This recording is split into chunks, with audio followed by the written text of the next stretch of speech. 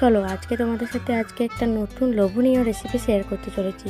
এগুলো কীভাবে বানালাম সেটা দেখে নাও। একটা ছোট পাত্রে উষ্ণ গরম জল নিয়ে তাতে দিয়ে দিলাম 2 চামচের মতো ইস্ট। ভালো করে গুলিয়ে নিয়ে এটা রেস্টের জন্য রেখে দিলাম, ঢাকা দিয়ে রেখে দিচ্ছি।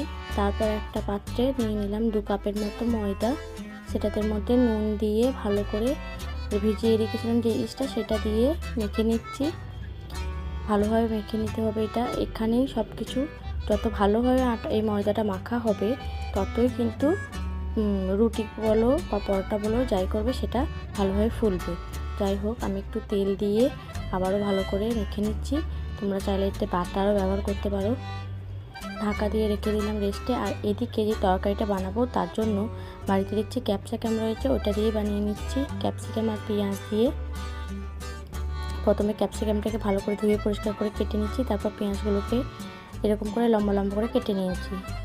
এরপর এই তরকারিটা বানানোর জন্য একটা মশলা করতে হবে। তার জন্য প্রথমে একটা কড়াইয়ে কিছুটা বাদাম দিয়ে দিলাম, সেটাকে ভালো করে নাড়াচাড়া করে ভেজে নিচ্ছি। তারপর ওর মধ্যেই দিয়ে দিলাম পোস্ত।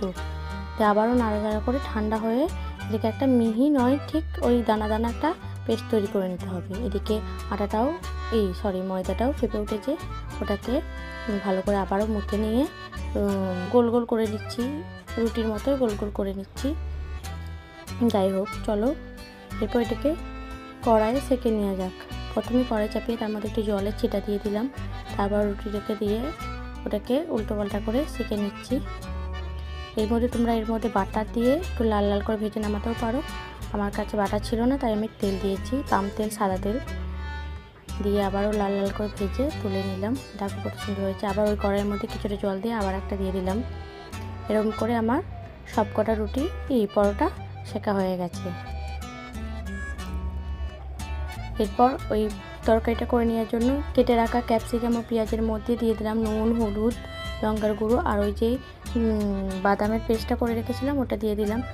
ভালো করে মাখিয়ে নিচ্ছি। এদিকে কড়াই গরম হয়ে গেছে, তার মধ্যে তেল দিয়ে থেতো করে রাখা আদা ও রসুন দিয়ে দিলাম।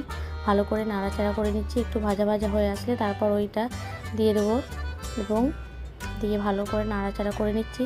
এটা একটু মাখো মাখো হয়ে আসলে তারপর দিয়ে দিতে হবে ফেটিয়ে রাখা টক দই। আবারও খুব ভালো করে নাড়াচাড়া করে নিচ্ছি। দেখো, তার মধ্যে চিনি দিয়ে দিলাম। ব্যাস, রেডি হয়ে গেল আজকের রেসিপি। কেমন হয়েছে অবশ্যই কমেন্টে জানিও। আর আমি এই ভিডিওটা ঝিলের রান্নাঘরে দেখেছিলাম, সেখান থেকে তৈরি করেছি। কেমন হয়েছে সবাই অবশ্যই জানিও। হ্যাঁ, এটা কিন্তু দেখো কতটা নরম হয়েছে, দেখেই বুঝতে পারবে তোমরা। চলো তাড়াতাড়ি বানিয়ে ফেলো। Tata, bye bye.